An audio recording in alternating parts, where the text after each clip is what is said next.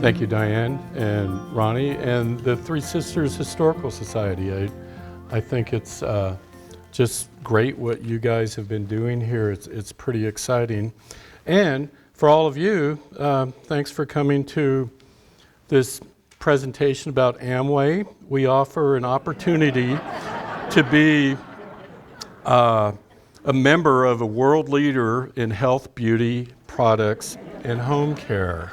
No, this is about something else. I seem to have, here we go. So this is about the dam fiasco at Bull Flat, and I think that most of you know where Bull Flat is. It's where Upper Tumalo Reservoir is. And it's kind of interesting, if I can back this thing up and use this arrow. This is the Tumalo Dam right here, and it comes along over the dam. It's an earthen dam, and goes through this cut and then comes up to, well, it's Sizemore Road now. And the first time I was aware of it was in 1977, and I was working for George Cook Engineering, and we were doing a survey for a fellow that lived north of there somewhere. I forget, that was a long time ago. I was just a flunky. And this guy had all these dry canals. Some of them were concrete lined, and they were all choked with sagebrush. And it's like, well, what's going on with this, Mr. Smith? He said, this is because of that failed dam up there. There was going to be, and it's like, failed dam? I don't remember a failed dam. And he said, I saw you guys drive up. You drove right over it. And I thought it was, of course, you see a lot of like railroad grades and stuff, and I thought this was like the King Kong railroad grade, but it ended up being this big earthen dam. So enough about surveying in 1977. This quote by John Greenleaf Whittier almost seems to have been written for what happened out here. So just to, I think most of you know where you are, but I have put this on for people that don't. So there's Tumalo, which was originally Laidlaw. Of course, there's Ben, there's Redmond, Sisters, and right down here, 4 miles west of Tumalo is Bull Flat. But before we get there, we're also going to talk a little bit about Hog Rock, because that is somewhat married into this story. So in the early 1900s, the promoters of both Laidlaw, Tumalo, and Bend were competing to attract settlers and investors. Both areas had extensive irrigation projects in the works, and many believed that Laidlaw would be the junction of a north-south and east-west railroad, like a Chicago or Omaha or Denver or something like that. So even Alexander Drake, the founder of Bend, considered the Tumalo area a better location to launch his empire. However, his wife Florence liked the Farewell Bend area, and unlike most husbands, he listened to her. In 1902, William A. Laidlaw of Portland arrived on the scene, and using his God-given talents of hucksterism and deceit, took full advantage of the excitement to bilk hundreds of settlers. However, an earlier visionary, or flim-flam man, depending on your views, helped pave the way for Laidlaw's later shenanigans. So here's Hog Rock up here. I have to get the rap sheet on this guy. And it's named after Colonel Thomas Edgerton Hogg. So he was a Confederate sailor. Hogg was born in Maryland in 1928. He was the son of a prominent Baltimore merchant. And in 1861, he was living in Baltimore, and he joined the Confederacy when the war broke out. He was a pirate. In November of 1863, he and 5 other Confederate soldiers seized a Union schooner in Matamoros, Mexico. They abandoned the Union crew on the Yucatan Peninsula, proceeded to Belize, and sold the cargo of cotton. So the actual crew finally got rescued, the ones that had been abandoned on the Yucatan Peninsula, and they alerted British authorities. So Hogg escaped into Nicaragua and across the Isthmus of Panama. This sounds like a vacation that a lot of our friends take. It's, oh yeah, we're in Belize, and then we escaped into Nicaragua. So in May of 1864, he was sent back to do some more pirating, and they wanted him to seize another Union steamship. So on November 10th, 1864, his party boarded the USS Salvador in Panama City, to seize it and use it as a commerce raider. However, the Union officials had received word of the plot, and the party arrested Hogg and his men. So he had a pretty good life as a pirate for a while there. So he's also a convict, Alcatraz class of 1864 and San Quentin class of 1866. When he was arrested in 1864, he was sentenced to be hanged for violating the rules of war and commuted to a life imprisonment afterwards. After the war ended, they changed it to life imprisonment. That's when he graduated to San Quentin, and then in 1866 he was pardoned. And he was a railroad builder. So in 1861 he moved to Corvallis, where he styled himself a colonel despite having no military claim to the title.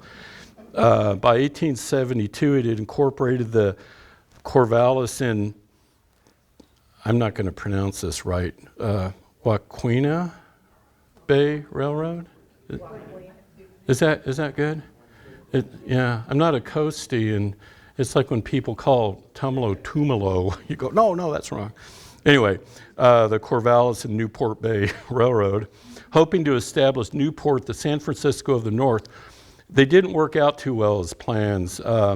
Astoria and Portland Railroad interests stymied his plans. The harbor was too shallow for large ships, and building a railroad over the Coast Range was expensive, and the whole operation was plagued by mismanagement of funds.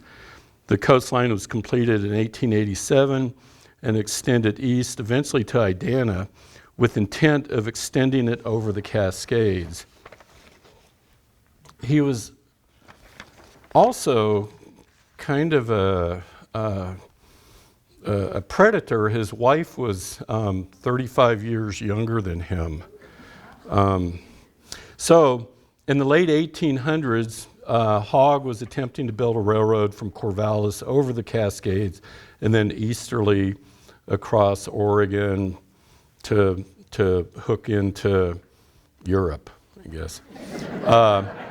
He eventually went broke, but as a last-ditch attempt to meet a contract deadline, he constructed a segment of the railroad at the crest of the Cascades, which would be just west of the, the ODOT sanding shed up there by Hoodoo. In 1890, a boxcar was freighted up this line in pieces, where it was reassembled and pulled back and forth across the summit with mules to prove that Hogg had provided service over the crest by a certain date. He was going into this contract as railroads did, which we'll get into that in a little bit. He had a certain date to say that he had established it over the Cascades, and then he would get more monies and more public lands. The feds didn't buy into this ruse, and the railway failed. And there's fiascos of his beyond the grave. He had retained thousands of acres of land in Oregon granted for the railroad, but after his death, the estate became mired in legal entanglements. His attorney, a fellow by the name of Schuyler Spencer, was one of the founders of what later became the Portland law firm of Schwabe, Williamson, and Wyatt. Spencer worked to restore 15,000 acres, or 23 square miles, to Hogg's widow in 1908, and within 2 years had divorced his wife and remarried Mrs. Hogg.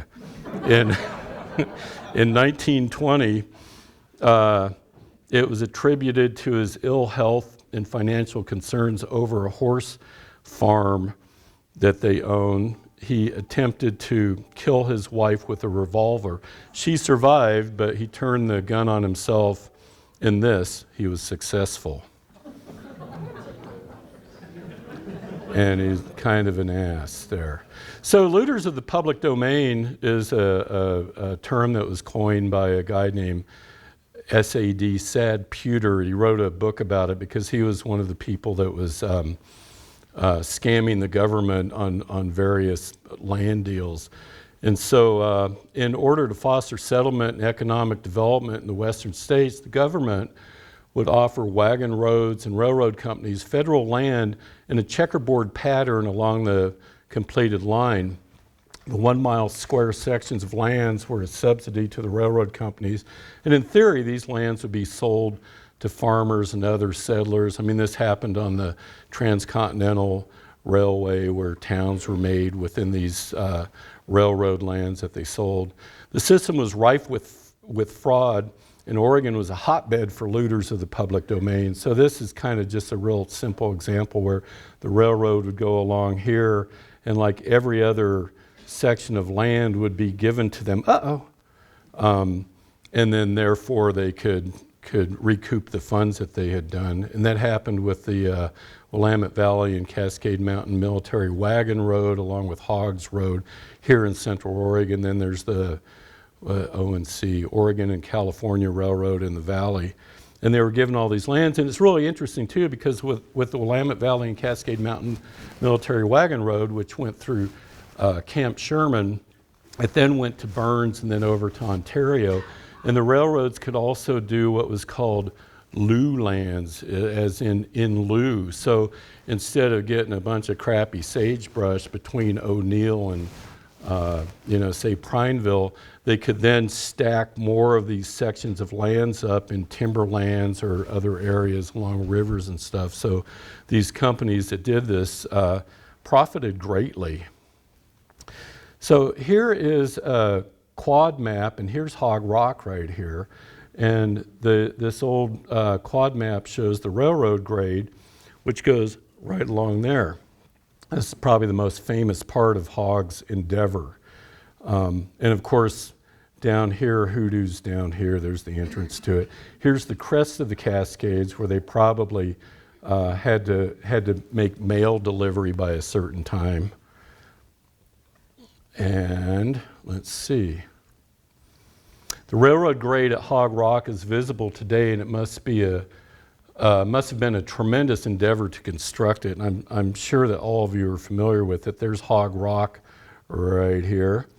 And when you look at Hog Rock, especially during certain times where there's snow, or you can see the railroad grade going along there, and it also goes around this bend and then along here to Idana. It was a huge endeavor.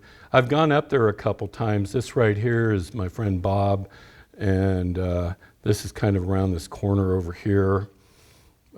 This is over at the far end. This is taken from Potato Hill by a friend of mine across the valley, and these are Chinese laborers did this, and these are. Here's a photo of a fill slope that's just hand-stacked rock. I stole this one, all these off the internet. This one I may have got from Jack. I'm not sure if that one there is one of yours or not. Sorry about that. And there's another nice picture of Hog Rock, and as you know, you can see that going along there. Part of it was taken out by the building of the road here. And I do not recommend at all going up there. It was interesting to go up there. It's one of the most frightening things ever. You could kick a rock down and kill a bus full of nuns just like that. I mean, it's really kind of terrifying. But there's a lot of pictures on the internet to steal of it. So in 1900, Central Oregon was one of the most remote areas in the state. With the closest railhead 80 miles to the north in Shaniko, which was like a 4 or 5 day trip to Bend and even longer, by buckboard or stagecoach or walking. And then mountain passes to the west that were snowed in, and rough barren lands to the east, and Klamath Falls to the south. Travel to and from the area was arduous. Despite its rich natural resources and beauty, commerce with the rest of the state was minimal, and population growth was stagnant. So we were part of Crook County in 1900, and between 1890 and 1900, it just grew 700 people. There wasn't that much going on because as far as commerce, I mean, you could farm or log here, but you're just selling vegetables to each other or timber. It was known that rail service would eventually reach the area, but another factor that was just as important, even more so in opening the region, was an 1894 act of Congress known as the Carey Act. I hate this slide. The Carey Act's difficult to comprehend in all told, so we'll just flash through this. It was also known as the Federal Desert Land Act. Act of Congress allowed the federal government to release up to 1 million acres to the arid states, which are Washington, Oregon, California, Nevada, et cetera, if irrigation projects were developed in order to encourage settlement in the western U.S. It would grant settlers 160 acres, like homesteading, of arid federally owned land if they irrigated 20 acres of their holding on the irrigation, using the irrigation water that was being granted to the people that took on the act. In 1901, Oregon accepted the Carey Act. It was discretionary for states to go, yeah, we want to do this if federal lands or not, and created the State Land Board, renamed the Desert Land Board in 1909, to implement the act by contracting with development companies. Oregon sought to administer the act in such a way that no public money would be spent. In other words, all this was going to be done by private endeavors. If you wanted to do Carey Act lands in your Alexander Drake and Bend, you would apply to the feds and they would grant you these lands after you showed them that you could prove up on what you're going to do. The state would give private irrigation developers a lien against the lands benefited by canals and reservoir systems. The private investors would raise the capital, build the irrigation facilities, sell the lands to settlers, and take the risk and the expected profit. The productivity of the irrigated land will pay for its reclamation. So, prior to railroads, lumber booms, recreation booms, housing booms, retirement booms, beer booms, weed booms, and nationwide popularity, irrigation and agricultural were king and shaped Deschutes County. The growth of the county followed the canals. Here's a picture of county roads through going through what in 1916 became Deschutes County. And all of these were pass-through roads, basically, to get over the mountains or to go south. And this map here, 1910 county roads, these little green hatchy lines that just showed up, or blue hatchy lines, are where all the canals are. And you can see by the orange roads by 1910, between 1900 and 1910, all these roads had been built because of settlement. People were homesteading these lands, and that's where transportation was needed, and that's where these county roads were built. In 1920, they continued to be built in these areas, and then also out to the east, you can see that there were a lot of roads out there. Between 1910 and 1920, people started using another Homestead Act, which was for non-irrigated homesteading, where you could go out and get larger chunks of desert land and kill jackrabbits and tear up sage and try to grow things. And it was also a wet season, or a wet period at that time, and they were actually able to grow some crops out in the desert, out towards Brothers and Sisters and Hampton and in that area. But that didn't last very long, as we well know. And also at that time, there was the myth that the rain followed the plow. If you were to break up land and start growing things, then it would rain more. I don't think that works. In 1930, these purple roads came about between 1920 and 1930 as the area developed, and most of these were market roads. There was a market road fund that created all these roads going to, markets. In 1940, there's a little bit more built, and this is 2015. So basically, the road systems that you see now, or 9 years ago, I haven't updated this yet, are where all the canals are.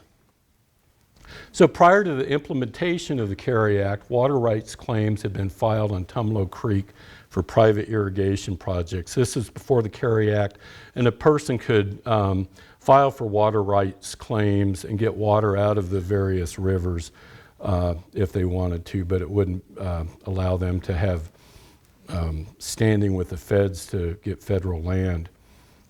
And of course, up here is Bull Flat. The orange one is Tumalo Creek, and then the purple one is the Deschutes River. Prior to the we read that. In 1884, the first documented diversion of water from Tumalo Creek for the site known as Weimer Flat. That was 1894, and I'll go back to this photo. Again, here's Bull Flat, and Weimer Flat was down in this area over here. So Mr. Weimer had diverted land.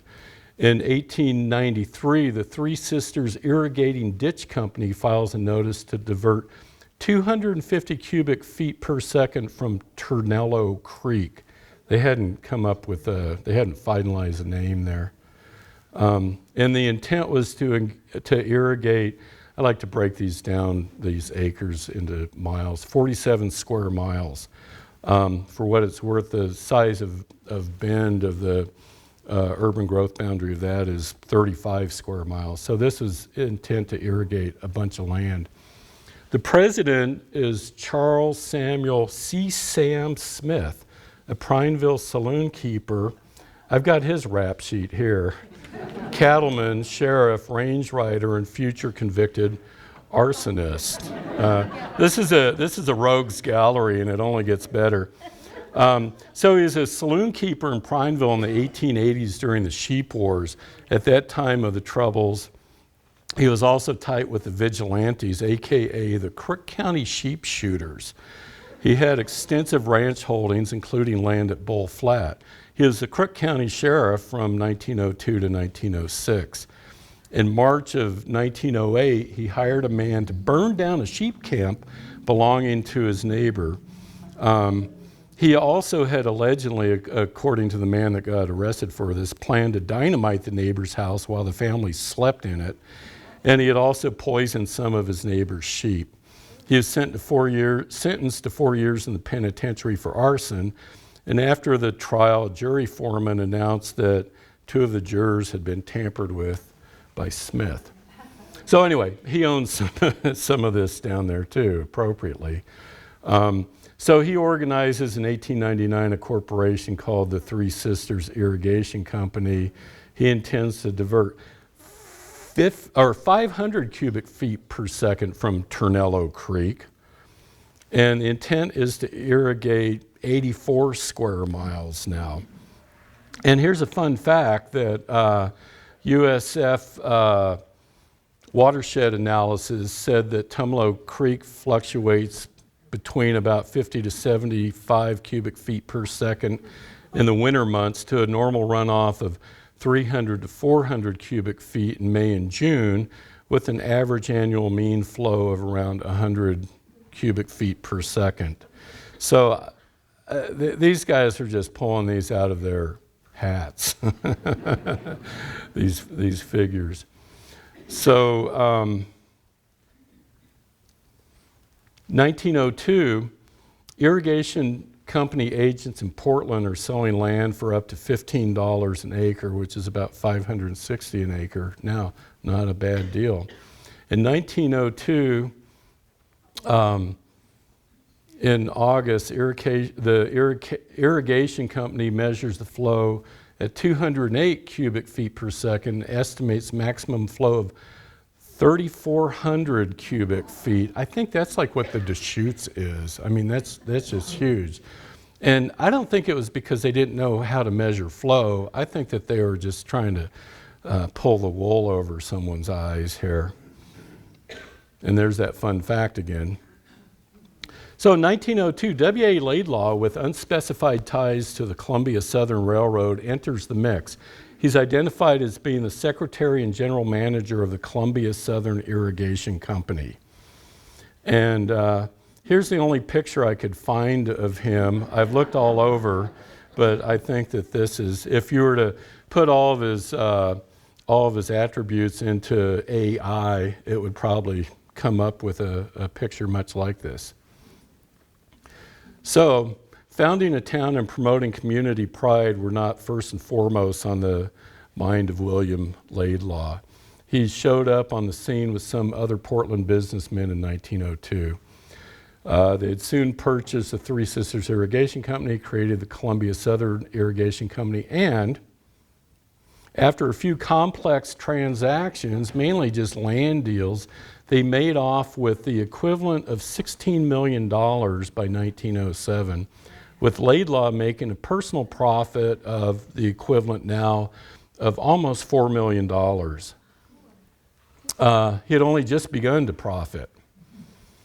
He platted the town of Laidlaw in 1904, and then through ownership of the irrigation company, began selling lands in the area outside of the town, homestead lands, with irrigation rights. By 1907, he had sold 28 square miles of land, and only 1.56 square miles were actually irrigated, arable, is that the word for? By 1913, a couple years later, 30 square miles had been sold, and by then, only 5.6 square miles were actually irrigated. So all these people were buying this land under his promises and advertisements to come get cheap land and have your own kind of Thomas Jeffersonian yeoman farmer lifestyle. And instead you're just scratching up sagebrush and waiting for the water to come. Laidlaw was never really a resident of Central Oregon. Portland was his business base, and he built a humble abode at 5603 Southeast Belmont Street in Portland. And it's here where he had come back from Central Oregon with his bags of money. And this is what the settlers were living in, of course, while he's there on Belmont. This house is gone. My daughter used to live over near this. I thought, oh, we can go see Laidlaw's place. It's oh, God, not again, Dad, some weird thing. It's like, oh, it's gone now. So the town of Laidlaw. So this is a picture of the plat of Laidlaw. The diagonal line there is where the highway is now. That was drawn on later, but this is surveyed in 1904. And again, you have to look at this. I mean, this is gigantic, and you have to look at this, that the railroads hadn't come, the irrigation, Central Oregon Irrigation District, which had another name, is being started by Drake over in Bend, and everybody's competing to get people to come here to Central Oregon. Laidlaw had big eyes on what was going to happen here, because when you look at, these are the subdivisions in order of being filed in Deschutes County. So Sisters subdivision was 1901, it had 72 lots. Deschutes, which is south of downtown Bend, was 1903, 200 plus lots. Lytle Edition, which is north of Bend, just a little bit, 200. And then the Bend Edition, downtown Bend, was 350. Laidlaw's subdivision was 800 plus lots. I got tired of counting. I got to 800 when I was counting through these. I said, yeah, it's 800 plus, that's close enough. So it surpassed the lots available in Bend. So in the early 1900s, Laidlaw was a bustling town. Growth was fueled by speculation about railroads and irrigation. The Columbia Southern Irrigation pamphlet showed two projected rail lines intersecting at the town of Laidlaw. So can you, yeah, you can see this up there okay. I hadn't even noticed to see if these TVs are on yet. I'm glad they are. So over here, down here is Bend, and up here is Sisters. Here's Albany over here. The Deschutes rivers were in along here. And this hatched area here is the Tumalo irrigation lands, and that's where the railroads are shown on this pamphlet. It says projected railroad, and they thought that the railroad was going to come right through Tumalo from the North Oregon trunk, and then that hogs would be dug back up and brought through there, through Tumalo. So the Central Oregon land rush was on. If any of you are realtors, no need to raise your hands, but here's your predecessors right here. I mean, it was huge. And surveyors over here too. We were part and parcel of this. And the town of Laidlaw flourished. Lots was going on. They had their own newspaper, the Chronicle, a lot of business. A lot of freight coming through for building the canals or that aren't carrying water. And down here in the lower left, that's Funny the Pony, who is a circus trick pony that actually came to visit Laidlaw. So they were, they were like right on top of the A-list here. And some of Laidlaw, this is a really nice photo taken from the east. There's the Deschutes in the foreground there. And some of these buildings, that one and that one, are still around. The one on the left is the 1907 Presbyterian Church, which is now the community church.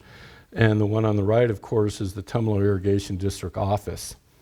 By 1906, Laidlaw and his cronies had pretty much milked that cow dry.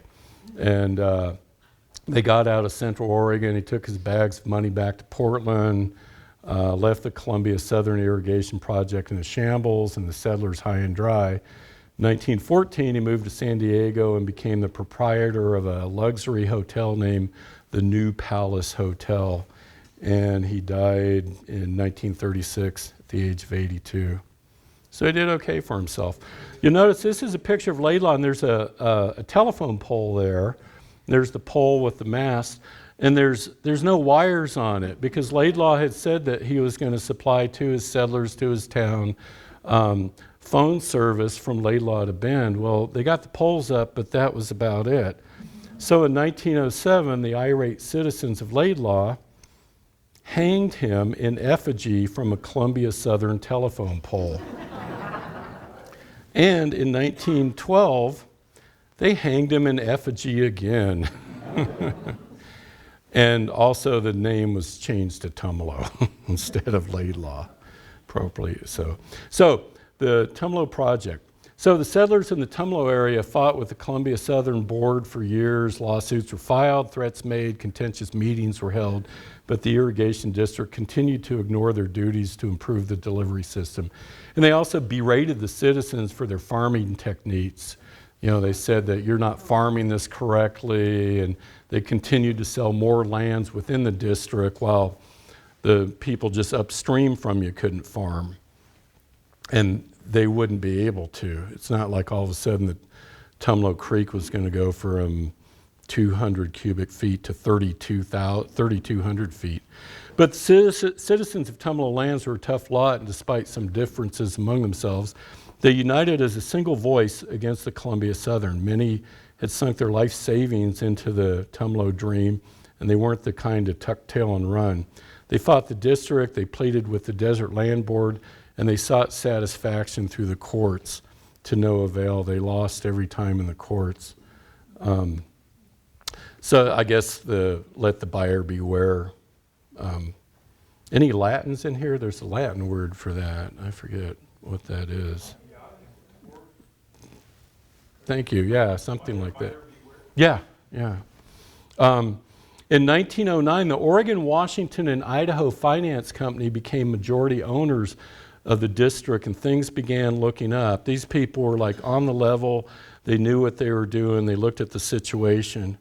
However, They drew up plans for 2 new dams and a new delivery system at Bull Flat. They realized that the irrigation season goes, like from June to, through till fall, and that's when the water was declining. So they said, you have to impound some water to be able to irrigate throughout the season. And they also hired a guy named Fred N. Wallace as the district manager. Here's my rap sheet on him. It's blank. He was a really good guy. And I think that he worked for the irrigation district through all this for like 30-some years or so. He was intelligent, sincere, effective, and greatly admired by all parties. So in 1911, the railroad is completed to Bend, which bypasses Laidlaw. That dream didn't come true. The Corvallis Eastern Railroad plans have been abandoned, Hogs Railroad. And for the settlers in the Tumalo lands, it's no longer a race with Bend to become the kingpin of Deschutes County. It's a matter of survival. The new owners of the irrigation company couldn't get the capital together to proceed with the new project. So in 1913, the citizens lobbied the state to take over the irrigation district, and the state agreed to help. Again, they had said with CARE Act, no taxpayer money, no state money is going to go into that, but they knew that this was just a hot mess, and they had to help because all these people in the Tumalo area, a fairly big community, were in dire need. So the equivalent of $14 million was dedicated to create a reservoir at Bull Flat. This would entail building 2 dams, which would create a reservoir 1.72 square miles in size. And the reservoir would hold enough water to irrigate 21.4 square miles. So a goodly portion, better than the 8 or 10. So Bull Flat's a sagebrush plain 4 miles due west of Tumalo. It's about 2 miles long north and south and 1.5 miles wide. So there it is on our underview there. Prior to the dam project, it was being farmed in the original Tumalo post office of 1904. It was located at George Weimer's ranch at Bull Flat. In the past, an ancient Indian trail bisected it, and that trail was later used by John Fremont in 1843. And in 1892, the same trail became part of the Sizemore Road, which was also known as the Bend Sisters Road. The plan was to build 2 dams to flood the natural basin. Tumalo Dam at the mouth of Red Rock Canyon, which is right there up at the top, the one I drove over. And, well, I've driven over both of them now. And then Bull Creek Dam over on the east side, and this is the one, if you come down Tumalo Reservoir Road, then you turn right to go along the reservoir. It seems like a little bridge, but it's actually a dam that's there. Additionally, Crater Ditch and the crater of Broken Top Mountain in the Cascades would be diverted into Tumalo Creek to increase flow. So here's a plan, and this blue part up here, of course, is Tumalo Reservoir. There's Broken Top, and they were diverting water, and there's a canal that runs down from Broken Top, from Crater Ditch, a little Crater Ditch, to go into Tumalo Creek and then into this area, because they knew that they needed to get more water than what was available from Tumalo Creek. And canals were dug to deliver abundant water from the new reservoir to the thirsty farmlands to the north. And so there you can see Tumalo Reservoir, and then also all the canals that were planned and mostly built. So the project engineer was Olaf Largard, and he was originally from Norway, and when he was 5 months old, his family moved to Wisconsin. The Packers won today, by the way, if anyone's interested. He graduated from the University of Wisconsin Engineering Program in 1903, worked for the U.S. Reclamation Service on irrigation projects in Washington, California, and Arizona. And he was one of the engineers hired in 1910 by that Oregon, Washington, and Idaho finance company. So he had a lot of background. This is 1913 now. He'd been working for 3 years on trying to figure out the problems with this. So in 1913, he took on his new dam job. So the Tumalo project, it took 18 months to complete for 430 men, 230 horses, and one wood-burning steam shovel. This was the only piece of mechanized equipment on the whole shooting match. And 9 surveyors. This must be a bar that they're standing at there. It's not open yet, or they've all been kicked out. And they paid really well. And it's kind of interesting because like a lot of people were dry land farming out east of town and there's nothing to do or their crops were dying. So people could either came here and worked on the project, or they would rent their teams, which weren't being used to farm to the operation. And even the flunkies made good wages. A flunky made $25 to $40 a month. And engineers, foremen, carpenters. It was quite the influx of money for the local economy. And they had medical services for $1 a month was deducted to cover medical costs. Over 25 miles of phone lines. Finally, you could hang a Laidlaw effigy from a phone pole that had wires on it. 2 automobiles were purchased for the project. There was a school nearby for the children of the workforce, which they called the dam school. And there's the little dam students. 14 camps were set up throughout the project, and each camp had mess halls, which charged a quarter a meal. The top picture there is at Bull Flat. That's part of the camp that was there. They had hogs. They raised their own hogs. This is another part of it. And this is kind of interesting. I was looking at this photo. So this is at Bull Flat, and that's looking at the east side, just where Sizemore Road is. And there's the dam school right there, as seen in the other photo. And I just noticed that because coming up is this trail that goes straight up, because that's a steep hill. And well, of course, that's where kids would go. They're not going to, switch back up there. They're just going right up. So they had these big canvas tent type towns or camps all over the place. Again, all this was done by horse and human power, including like even the concrete work. They had mixers there. So this is a engineer's map of the Bull Creek Dam.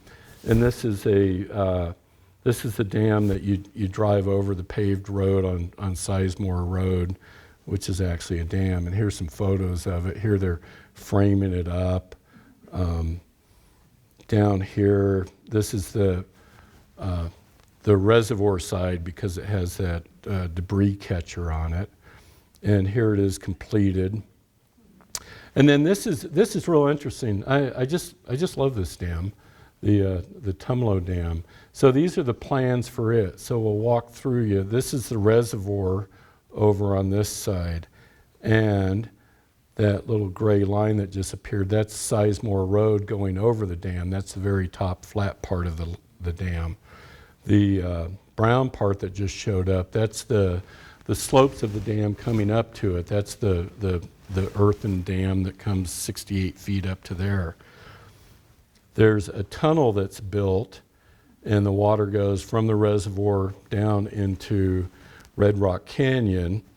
And then there's also this little yellow square. That's the gatehouse to open and close the sluice gates. And right there is where Sizemore Road goes now. And that little blue dash line is where the water would have been. And so the dam, it's really interesting. These earthen dams are kind of cool. And this actually had a concrete core wall. So they built this wall that was 6 foot wide at the base, and then 68 feet up, it was a foot wide. And it was steel reinforced concrete. And they compacted the dirt by sluicing. And so instead of using a roller, this is where you lay down dirt and then you take water and you just wash it down to compact it. So instead of bringing like a Bugs Bunny steamroller or Roadrunner steamroller. I think the Coyote uses those. Instead of doing that, they would lay layers of dirt down, and then they would take water and just compact it with water. So here's a picture of the dam being constructed in 1913. This is looking south at the dam, and we'll take a look at a little close-up here. So we're north of it. This is where the reservoir is going to be.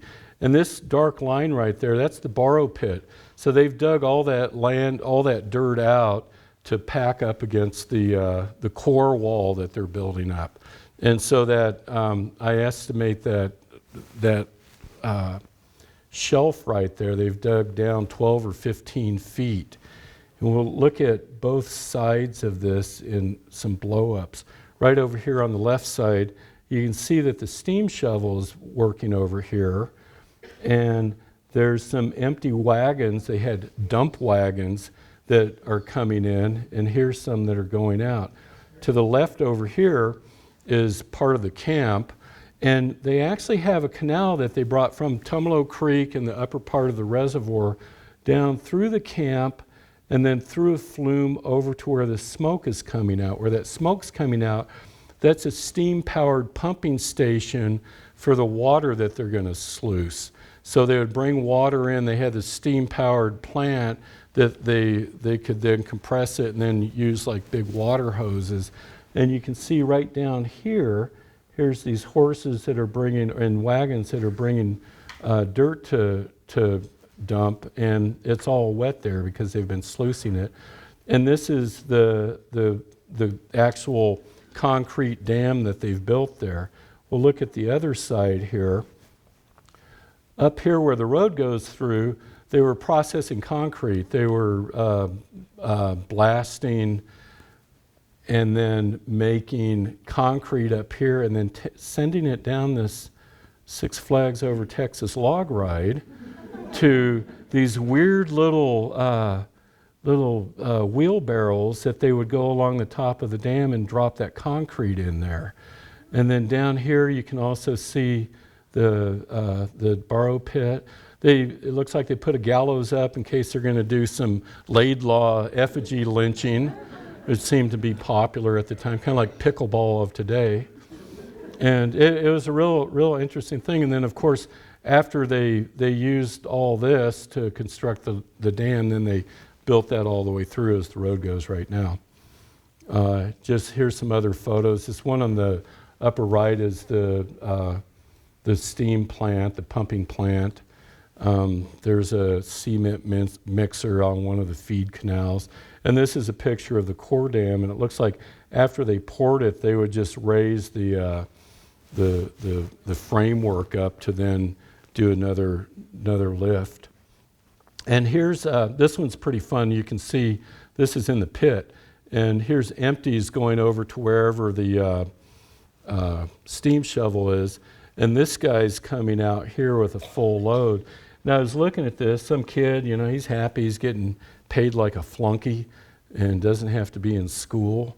And it says the Aurora dump wagon, and I found an advertisement for a 1914 advertisement for the Aurora dump wagon. And it could turn like 90 degrees. You can tell here by how the workings on that are. And you can see here, just like a belly dump truck, they could pull a lever and drop the dirt out, but just like 1 cubic yard at a time. There's another photo that shows all these wagons that are lined up. I think they had like 24 of them. So, completed dam right here, seen from the reservoir, and the gatehouse. The project was completed in December 1914, and on December 5th, Governor Oswald West had the honor of closing the sluice gates. He had been a big proponent of the project since its conception. His term as governor was about to end in January. He was just a one-term governor, but because that picture there of him with the ocean, he was the first father of the beach bill. He was the first Oregon governor to declare Oregon beach as a public right-of-way, and then later in the 1970s, Tom McCall came along and made it more particular. But here is the dam, and like every car in Deschutes County is there, and Oswald West is there. Another thing about West is after Laidlaw left and the citizens of Laidlaw were, and then Tumalo, were pleading to the government. He worked for the state as an agent, so he was really involved with their plight and with getting this done. It's probably because he had worked with them as a representative of the state, and then later became governor that this was even done. So there they go. The dam's in place. The dream's about to realize. Here's the plan. Again, up on the top in yellow, the text Tumalo Dam. And then down there's Bull Creek Dam, and between the two of them is gravel Sizemore Road as we know it. I'm real familiar with that because I used to go to Steve Spears as a dentist here at Sisters, and after he would generously nitrous oxide me to drive back to Bend, I needed to kind of clear the fog, so I'd take Sizemore Road. Maybe that's why I'm excited about this. There's the plan. And there's the reality. The reservoir that's there is 0.25 square miles as opposed to 1.7 square miles. And it's usually not very full these days anyway. So what happened? So by April of 1915, the sluice gates had been closed in December. The water was at a depth of 25 feet at the big dam, 40 feet short of the fill line. On April 9th, 1915, 8 school children were walking home and noticed the first whirlpool, 20 to 50 feet wide. It was estimated that 200 cubic feet per second was draining into the chasm under the reservoir. As a matter of fact, as much water that would be coming in was then going away. And here's a picture of one of those chasms. It's kind of right below Sizemore Road near the dam. You can see the gatehouse right there. And this is still, if you go out there, know where to look, this big dent in the earth is still there. There's a picture of another one. These guys with their shovels are trying to fix it. That wasn't going to work. But more holes began to appear. This one uncovered a subterranean race of small children and women. Looks like to me. I'm not sure. There's no context of this. And attempts at stopping the holes by detonating 50-pound boxes of dynamite met with little success. That's actually probably in the Pacific Ocean, but it probably looked like that. So they'd float them out and then let them go, and then it would blast, and then all of a sudden it would kind of move things around. The water would cease to go down, and then another one would open up soon thereafter. So Largard had stated from the get-go that the basin was lined with solid rock. There's Olaf right there. Unfortunately, very few test holes had been drilled to confirm his assumption. Later tests confirmed that the entire basin contains fractured basalt blocks, and to quote a U of O geologist, the underlying layers could absorb many reservoirs of water. The whole area is a natural sponge. So all that money, $14 million in there, in our dollars, $450,000 in theirs, went down the drain. And then the biggest problem was that the 30-mile-long Tumalo Fault underlaid the easterly ridge of Bull Flat. And this map right here that was done by Bob Timmer, a local geologist, shows where that was. And when the reservoir filled up to the fault location, that's where the sinkholes began to open up. And the dream died. During the design of the project, the possibility of a fault in this location was addressed, but further investigation would have delayed the project by a month or more. The general consensus was that there wouldn't be a problem with it. And on this talk, and in my mind, I'm not very kind to Largard. I hope none of you are related to him. Any Largards in here?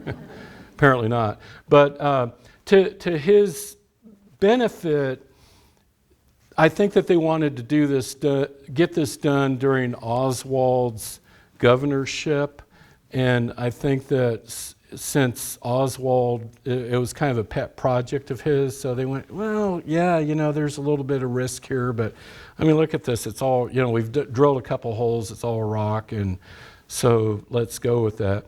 In Largard, I don't know if he was a very good engineer, but he was real good at logistics. He was kind of like a Dwight Eisenhower during World War I, someone that could, do this huge project in 18 months, come in under budget and have 14 different camps and buy a couple of cars and slaughter hogs and do all this stuff. And the engineers that were working with him, they'd just report to him and he'd go, okay, well, that's good, let's go with it.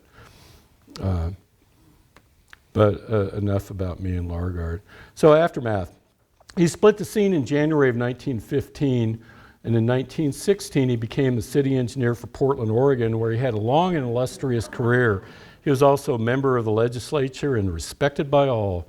In 1919, the state of Oregon began licensing engineers. So licensed engineers have engineering number, PE, professional engineer, 621 or whatever. So the first year, over 600 engineers were licensed. Before that, you just had to have, or say that you had a degree in civil engineering, kind of like a Jethro Bodine type thing. I'm a double knot spy and a brain surgeon and an engineer. So 600 engineers were licensed in the first class of professional engineers, and usually the licenses are given out alphabetically by your last name. Largard was honored by the engineering board by being given the registration number of 1. He's professional engineer number 1. So he was that highly respected, at least over in the valley. Maybe not so. They didn't ask the people in Tumalo about it. And here's another fun fact. In March 1933, he proposed tearing down Pioneer Courthouse to build a parking garage.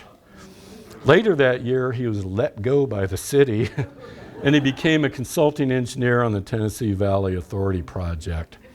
So aftermath, Tumalo Irrigation District today, it was created in 1913.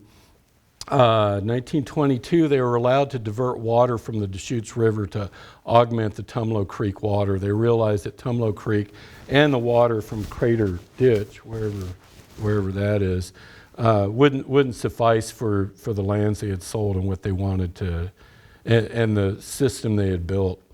So water is now delivered from Tumalo Creek, Crater Ditch diversion, and the Deschutes River diversion via water stored at Crescent Lake. They increased the dam at Crescent Lake to reserve water for Tumalo Irrigation District. I guess that's how that works. They maintain over 140 miles of pipelines, canals, and ditches. They have approximately 635 landowners. They irrigate 11.4 square miles. And on occasion, I've participated in surveying and engineering projects that involved working with them, and they were always pretty friendly and professional. So it worked out. They're in good hands there. So just some quick looks at what it looks like today. This is the Bull Creek Dam. They did beautiful work. That top part, they embossed state of Oregon 1914 on there. This is the reservoir side, and there's the cow catcher or the trash catcher. Well, it catches anything, I guess. There's Tumalo Reservoir, of course. There's Tumalo Dam. Down where the outlet of it, they built a concrete flume. There's my wife Maureen and our old dog Sage there. And here's the outlet tunnel, or the Rat Speedway. I was talking to a Tumalo Irrigation District employee, and so the tunnel was built square sides and then this arched roof, which kind of comes down, and there's a shelf there. And he said, well, if you go in there, which we weren't going to do, and you walk along there, rats run along that ledge right there. He said it's really creepy. And I believed him. And then this is Red Rock Canyon, which for the first couple miles off the dam, it's on public land. It's a really nice hike, and it's kind of a weird little microclimate, I guess being kind of constrained. We've seen like ferns growing down there. It's really pretty. Here's the gatehouse. There's another photo of the what would have been the reservoir from the gatehouse. This one on the lower right, this is near the dam, and that's part of the old steam shovel that's laying there. So riprap, the dam, I really like the look of the riprap. And again, the dam didn't fail like that farmer guy had told me. The dam, this might be the very best dam in the world for all we know. It's never had a chance really. But it's real interesting because they put this riprap on there. And it's called riprap or rock armor. It's used to armor shorelines, stream beds, bridge abutments, pilings, and other structures against scour, water, or ice erosion. Well, it hasn't been up against the water test yet, but it's held up really well. And here's a picture of them building this. So right there, these guys over here are stacking this rock. And according to those plans that we looked at, it was 2 feet of riprap on top of the earthen dam that they had put together. So like knee-high of riprap. And so there's a foreman, that's what they make in a flunky.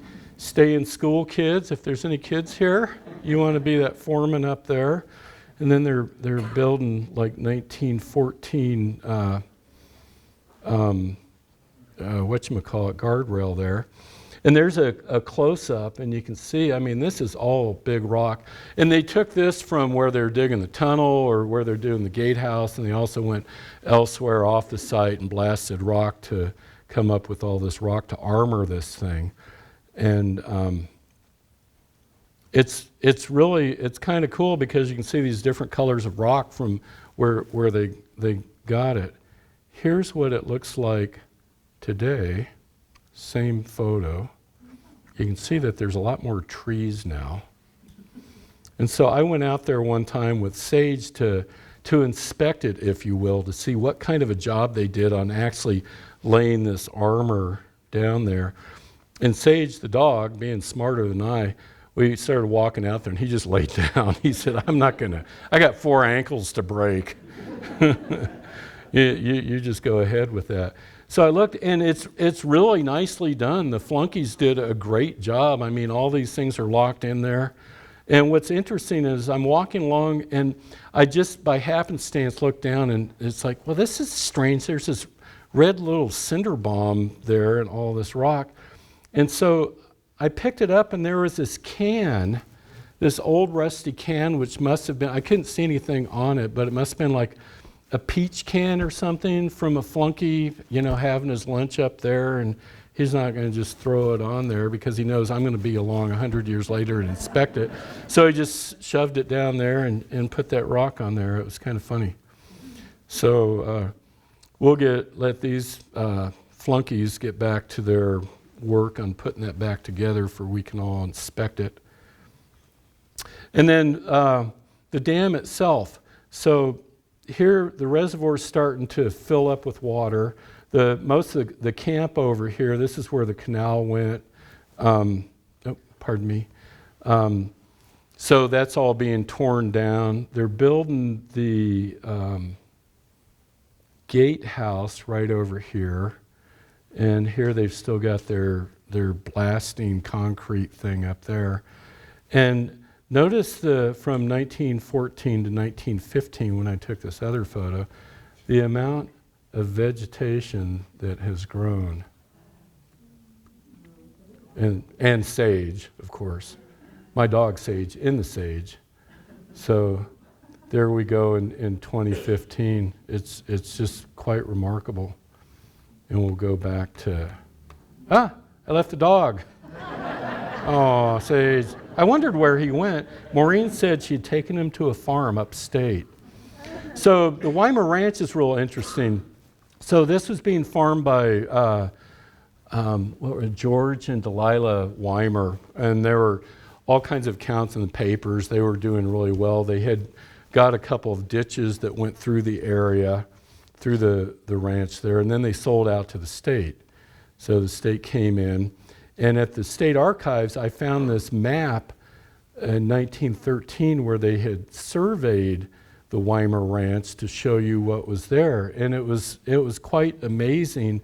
Here's the Tumalo post office is here, the Weimar's place. They have clover, alfalfa growing, oats. They have barns. This map here, that shows all the buildings that we identified up there. They have a little reservoir, a little pond. And so I took that and I laid it over on Google Earth to see where all these were. And then I went out with a couple of friends of mine, the Johns, John Kent and John Fry, and we went out and found all these. Unfortunately, nothing's standing out there, but boy, we had a good time. We even played hockey. So here's a look at these trees. Here is where their log cabin accounts are. That is a log cabin, and we found remains of the foundation logs, and then this is the Tumalo post office down there, the dead letter office, right there.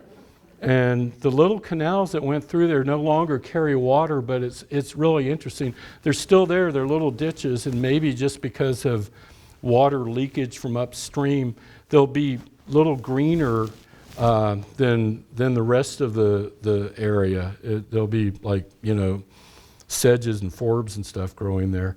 And this is this barn over here. I actually found this is the only remaining structure at the Weimar Ranch.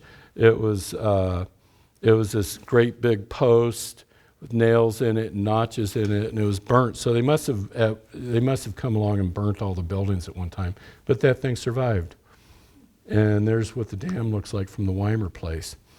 So there's an old saying that physicians bury their mistakes and surveyors monument theirs. And I think about Largard and him leaving this area and then for a couple decades being like on top of his game in Portland, and everyone up there loved him. And then he probably never wanted to come back to Central Oregon because this was despite this being a big failure, it didn't appear to have affected his career. But knowing engineers, that's kind of a sub-branch of land surveying. That they take these things real serious. They put a lot of time into it. So I got to thinking, if he dreamed about up in Portland, like, here's the reservoir right here, and this is what it was supposed to look like, and he would be coming back to Bend and going down Sizemore Road, which they identified at that time as a state highway. There'd be cabins there. There would be, bait shops, and maybe the Weimar Ranch would be a resort and sailboats, and then as time went on, motorboats out there.